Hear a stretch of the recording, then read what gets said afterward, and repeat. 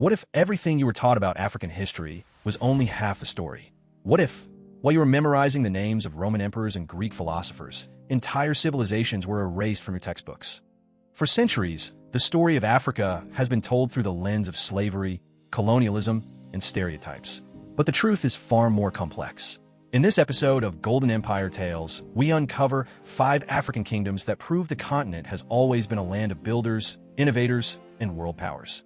Kingdoms that built more pyramids than Egypt. Kingdoms that adopted Christianity before most of Europe. Kingdoms with walls larger than the Great Wall of China. And kingdoms that Europe once refused to believe Africans could build. This is the history they didn't teach you. This is the history they tried to erase. Our first forgotten kingdom lies in the deserts of modern-day Sudan.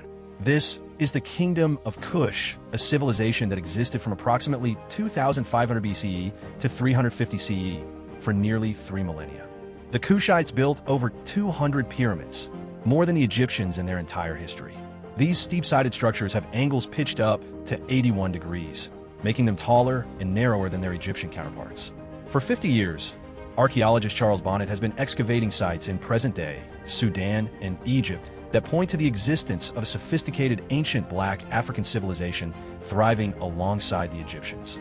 His discoveries at Kerma and Ducky Gel reveal a distinctively indigenous culture with complex round and oval structures, elaborate burial practices, and advanced trade networks. The Kingdom of Kush was one of the major gold producers of the ancient world. Its position along the Nile gave it strategic access to trade routes extending to the Red Sea and into the interior of Africa. But here's what they don't teach you in school. Kush was so powerful that it conquered Egypt.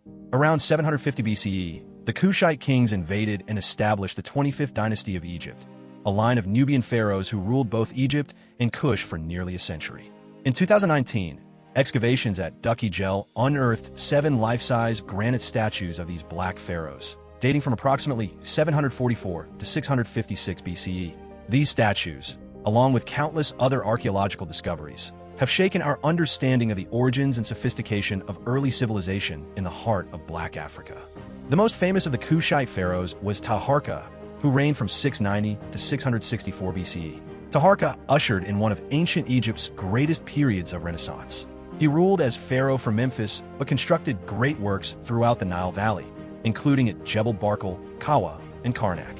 At Karnak, the sacred lake structures, the kiosk in the first court, and the colonnades at the temple entrance are all owed to Taharqa. He also built the largest pyramid in the Nubian region at Nuri, measuring 52 square meters at its base. But Kush's story didn't end with the Black Pharaohs. When the Kushites were driven out of Egypt, they retreated south to Meroe and built an even more impressive kingdom. At Meroe, they developed their own writing system, Meroitic script, which to this day researchers have been unable to fully decipher. The Kingdom of Kush is a testament to African achievement that has been systematically erased from our collective memory. Over 200 pyramids stand in the Sudanese desert, a silent challenge to the narrative that Africa was a passive recipient of civilization from the north. Our second forgotten kingdom lies in the highlands of modern-day Ethiopia and Eritrea. This is the Kingdom of Aksum, a Red Sea superpower that flourished from approximately 50 CE to 937 CE. Aksum was a major player in the ancient world. Its strategic position on the Red Sea gave it access to trade routes connecting the Roman Empire, India, and the Arabian Peninsula. The kingdom grew wealthy from trade in ivory, gold, frankincense, and exotic goods. Aksum was so sophisticated that it minted its own coins. These coins, inscribed in Greek, were found as far away as India and the Byzantine Empire. The Aksumite kings were the first African rulers to mint coins featuring Christian symbolism after adopting the faith. But here's what they don't teach you. Aksum adopted Christianity before most of Europe. In the 4th century CE, King Ezana converted to Christianity, making Aksum one of the earliest Christian states in the world. The Ethiopian Orthodox Church, which descends from Aksum, is one of the oldest Christian traditions still practicing today. The Aksumites built monumental stelae, towering carved stone obelisks that serve as markers for royal burials. The largest of these, the Stele of Aksum, stands over 79 feet tall and is believed to weigh over 500 tons. To this day, archaeologists are uncertain how these massive stones were quarried, carved, and erected without modern technology. Aksum's influence extended far beyond its borders. According to Ethiopian tradition, the Ark of the Covenant, the sacred chest containing the 10 Commandments, was brought to Aksum by Menelik, son of King Solomon and the Queen of Sheba. The Ark is said to reside in the Church of Our Lady Mary of Zion in the modern town of Aksum. Unlike many African kingdoms that fell to European colonization, Aksum's Christian monarchy persisted. The Ethiopian Empire, which traces its origins to Aksum, existed from approximately 1270 until 1974, the only native African nation to successfully resist the scramble for Africa by colonial powers. The Ethiopian Empire is notable as an empire in continuous existence from the 13th to the 20th centuries, succumbing neither to the Islamic conquests nor to European colonialism. Our third forgotten kingdom lies in the tropical forests of modern-day Nigeria.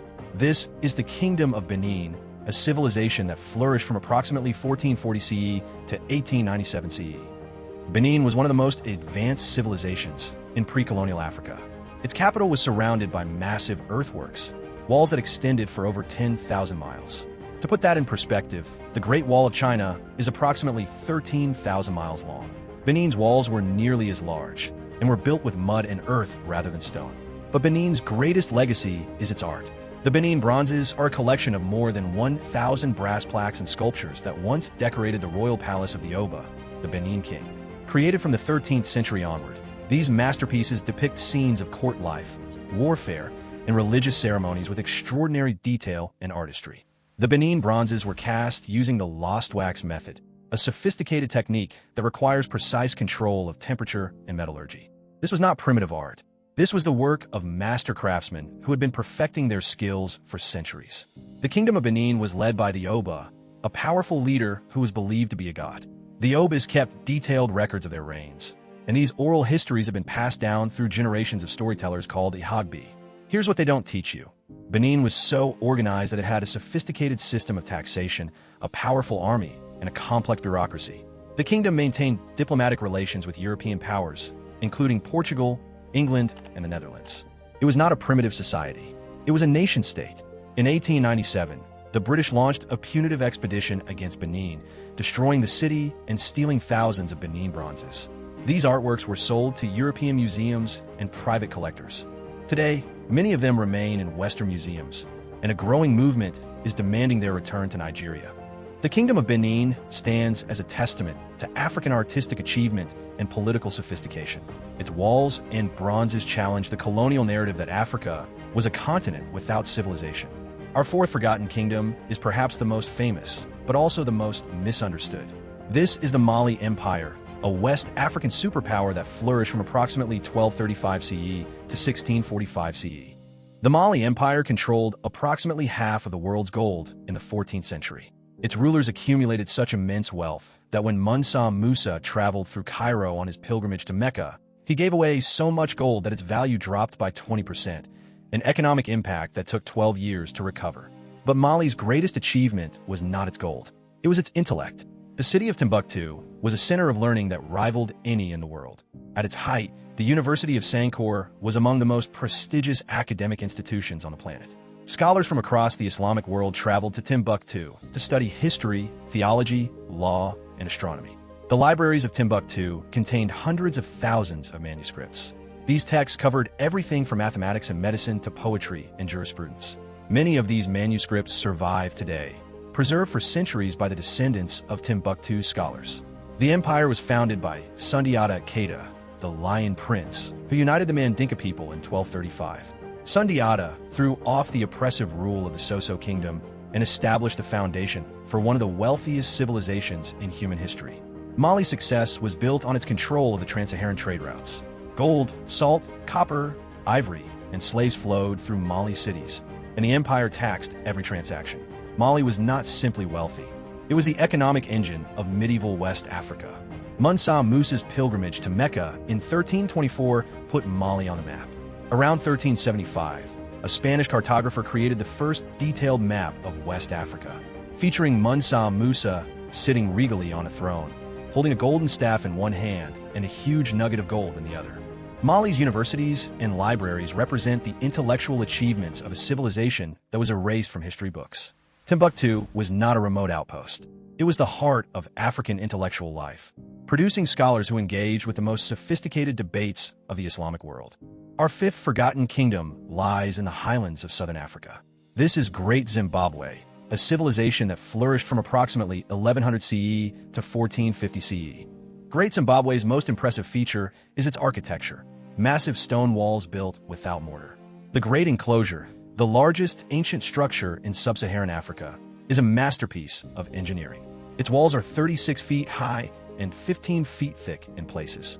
Great Zimbabwe's walls were so sophisticated that when European explorers first encountered them in the 19th century, they refused to believe that black Africans could have built them. In 1871, German geologist Karl Gottlieb Mach claimed the structures had to be the work of Phoenician or Israelite settlers. His racist assumptions blinded him to the obvious truth. White colonizers of southern Africa insisted that the structures were too sophisticated to have been built by black Africans. They argued that the civilization must have come from outside the continent, a claim that had no evidence to support it. By the start of the 20th century, respected archaeologists were sure the civilization was native African. But thanks to Prime Minister Ian Smith of Rhodesia, all books on the subject were censored until 1980. His government ruled that no publication could state the Great Zimbabwe was an African creation. Great Zimbabwe's legacy is one of systematic denial. Even after archaeological evidence conclusively proved that Africans built the city, colonial authorities continued to suppress the truth. Today, Great Zimbabwe is recognized as the largest ancient structure in sub-Saharan Africa. It was the capital of a vast kingdom that controlled trade routes stretching from the interior of Africa to the Indian Ocean. The stone walls of Great Zimbabwe stand as a lasting testament to African achievement. They are a monument not just to the civilization that built them, but to the resilience of a history that refused to be erased. But our journey doesn't end there. Beyond the famous kingdoms lie countless others, forgotten even by scholars. In the highlands of southern Ethiopia, archaeologists have uncovered the remains of kingdoms that have received little attention by researchers. Unlike their northern counterparts, the kingdoms of southern Ethiopia have received little attention by archaeologists. Their relatively late emergence and absence of literacy may explain this lack of interest. However, they have much to offer to better understand the history not only of the Horn, but also of the pre-colonial African state more generally. One of these forgotten kingdoms is Anphilo. In Anphilo, as in other southern Ethiopian polities, a fortified landscape materialized during a persistent situation of conflict. These fortifications were not just defensive structures. They were used as a mnemonic device to tell history and legitimize social divisions.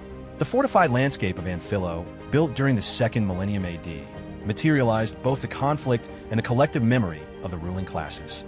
These structures were more than defensive works. They were monuments to power, designed to legitimize authority and preserve the memory of conquest. These forgotten kingdoms of southern Ethiopia remind us that Africa's history is not a single narrative. It is a tapestry of countless civilizations, each with its own story of power, conflict, and achievement. And most of them remain undiscovered. Why don't we know these stories? Part of the answer lies in deliberate erasure. In Rhodesia, textbooks were censored.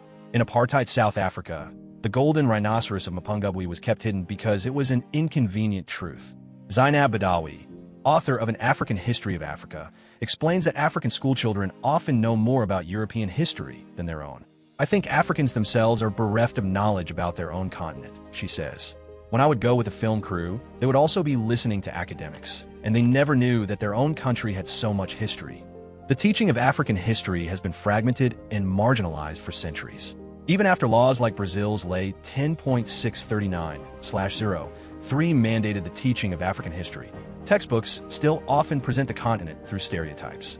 Kingdoms like Kush, Aksum, Benin, Mali, and Great Zimbabwe remain absent from many schoolbooks. The African kingdoms you were never taught in school were not isolated, primitive societies. They were centers of global trade, education, and culture. They built more pyramids than Egypt. They adopted Christianity before most of Europe. They created art that rivals any in the world. And they were systematically erased from history. Not because they were unimportant, but because their existence challenged the narrative of African inferiority that justified colonialism and slavery. The history of Africa is a history of achievements. It is the story of kingdoms that shaped the world, that traded across oceans, that built cities of stone and centers of learning. It is the story of a continent that gave birth to humanity itself. Subscribe to Golden Empire Tales for more stories of Africa's legendary kingdoms.